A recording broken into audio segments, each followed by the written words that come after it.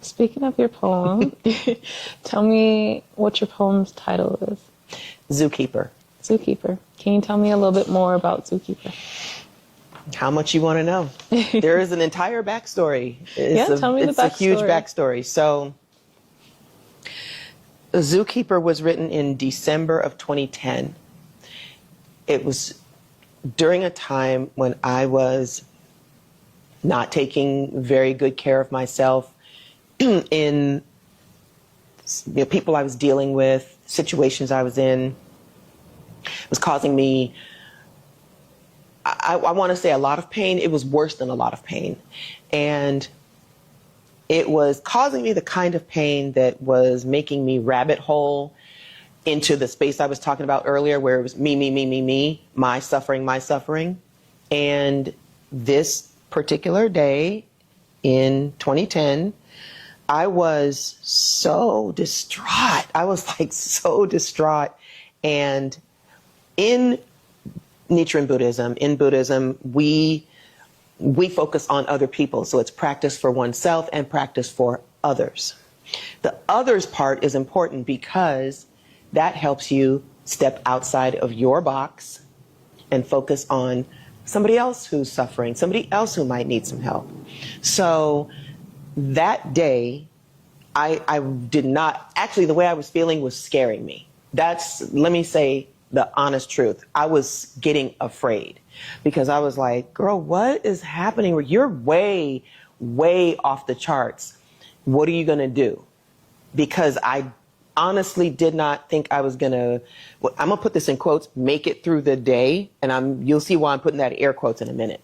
I didn't think I was going to make it through the day feeling as heavy as I did. So there was a woman who owned a little ice cream shop down the street from my apartment, maybe half a mile. And I used to go in there, get ice cream, and we would chit chat. And I knew a lot of stuff that was going on in her life because we used to talk. And so that particular day, I was like, you need to get outside of yourself because you're in a dangerous place right now. And so I said, you know what? I'm going to go down the street to the ice cream place. I'm going to go and talk to her and see how she's doing. Yeah, let's see what she's up to. So I walked down there, and that conversation turned into something else. What happened is I went in and I asked her how she was doing. And she told me that the night before, she had thought about ending her life. That is not what I went in there. I did not go in there for that. Honestly, I just went to go see how she was, but that's not the answer I was expecting. So she tells me that, she was thinking about ending her life the night before. And I was like, what? Whoa, what? So she was telling me some stuff. And then she says, on top of that, she goes, yeah, I saw myself doing it, and I felt good about it. And I said, what just happened here? What is going on? So then we get into this 3-hour, probably more than that. I stood there in her store with her for like 3 and something hours talking about more of the stuff that I already knew was going on, but the rest of it, just the whole thing. And she was like, I don't even know how I made it in here today. Because last night I really was, was going to end it all. And so we had a great conversation. But when I left her shop, I walked back to the house because I walked down there. I was like, let me go for a walk. I'm going to go see her. So I walked home. And then I was mad because I went down there to step out of myself because I didn't think I was going to make it through the day. And then she tells me that she really was trying to not make it to the next day. And I was like, dang, I wasn't feeling that bad. That's the worst you can feel. And then on the walk home, I was like, this is stupid. Like, why do we do this stuff to ourselves? Because the stuff she was telling me could have been avoided, and this is not victim blaming. See, let me preface this. What I'm about to say is exactly why I write what I write. This is the inner work that I'm talking about is not victim blaming. This is how in the hell do we let ourselves get into these situations in the first place? And this goes back to how much do we love ourselves? What are we doing? Why do we let people do stuff to us, take us down these roads and on these journeys that we know we do not want to be on, and we already know they're not good for us, but we know we don't want to be on them, but we go anyway. And then we end up saying things like, I saw myself ending my life and I felt good about it. No, ma'am. No, ma'am. So I was angry on the walk home. I was angry not at myself, but kind of. I was angry at the situations that I was in. I was angry that she felt that low, that she saw the whole thing and felt I saw it and felt good about it, just took it to another level. And then she still made it in there the next day.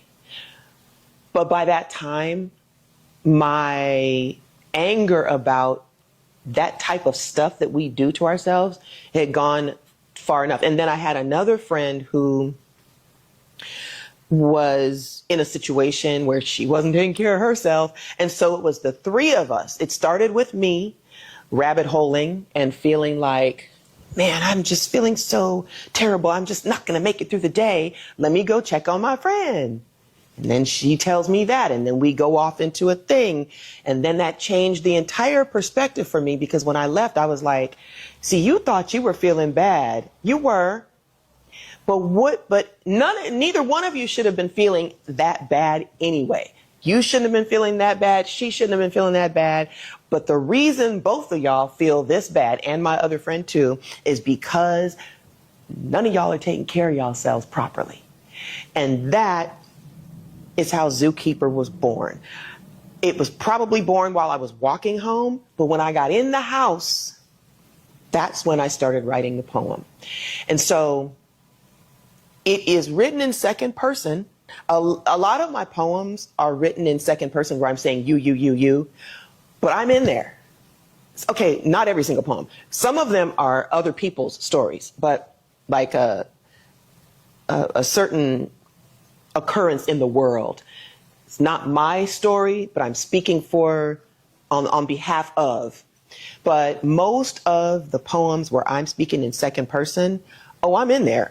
It was me first, and then it might be a sprinkle of somebody else, or it might just all be me. But because I do the work I do, because I want people to do their inner work, now I'm talking to you and you and you and you, because I know all of y'all are not taking care of yourselves like you should be, right? So I went home and I started writing Zookeeper. And at the time, there's a line in the poem that says, why aren't you going out of your way to see that your emotions are properly policed to ensure their safety? Why isn't that important to you, right? That was my line.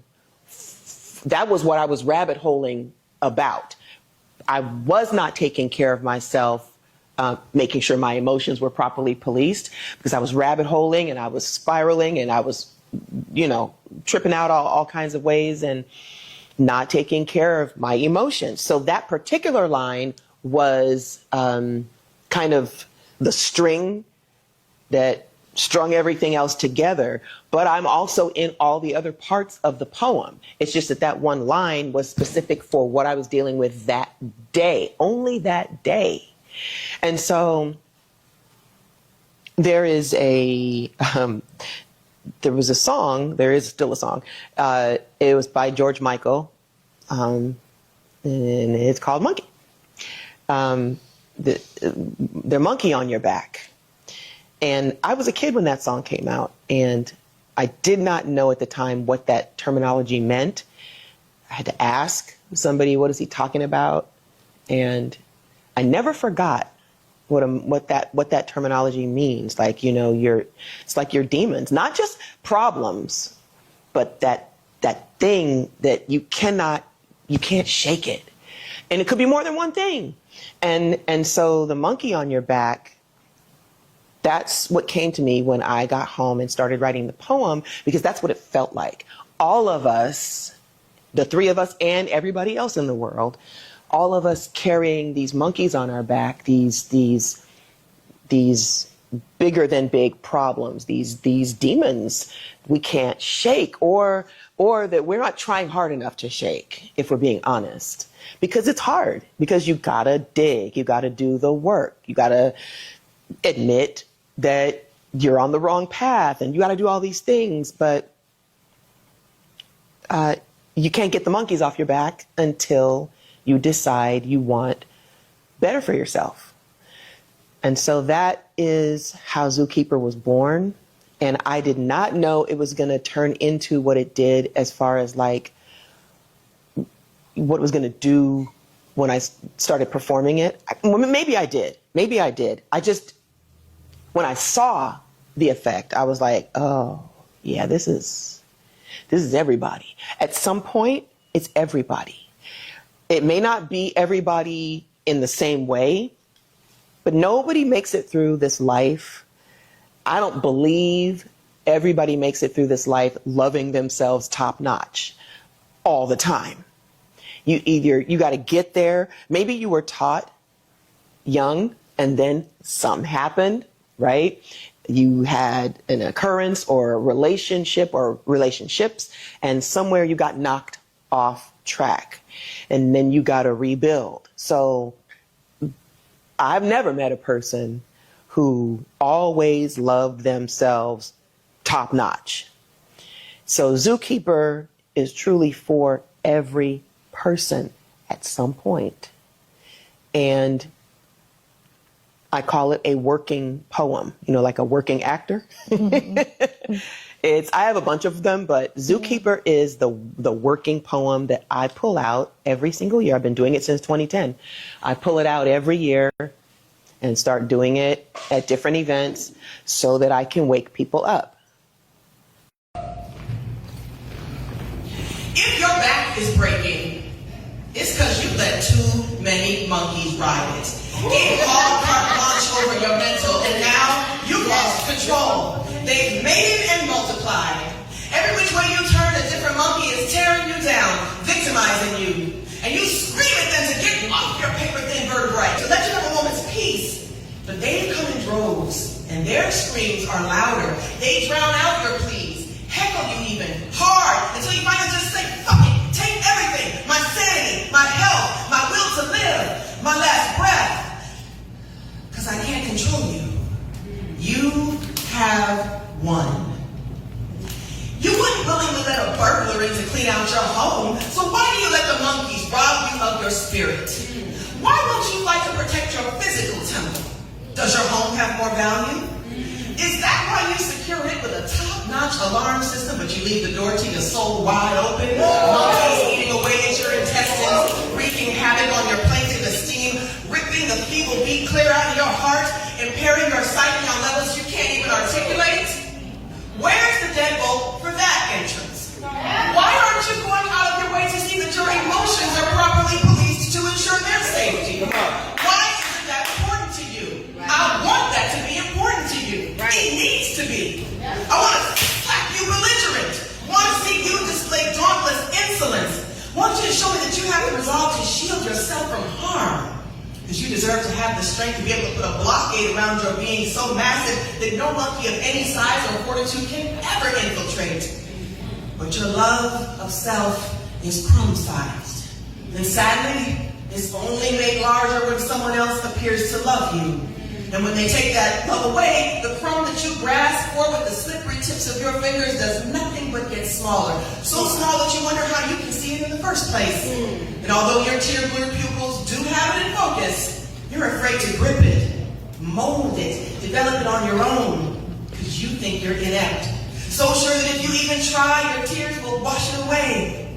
You have no in yourself. So instead, you put it in everything else. In people who mean you no good, in things that can be wiped out in a blink. You pin all your hopes on outside sources to give you the inner solidarity you desire. And when it's all said and done, nothing and no one is ever there for you except you. And you don't even like you. You can't stand being near you. You wish you were a different you so that you could finally smile at your own reflection. Let's go. But since you know that's never going to happen, you continue to resign yourself to the monkeys, letting them run rampant in your wretched life, breaking your back with so much force that you just go ahead and lie down for them. Let them stomp all over you, because you, dealing with you is just too damn hard. And besides, you're not even worth your own efforts. Right? Let's go.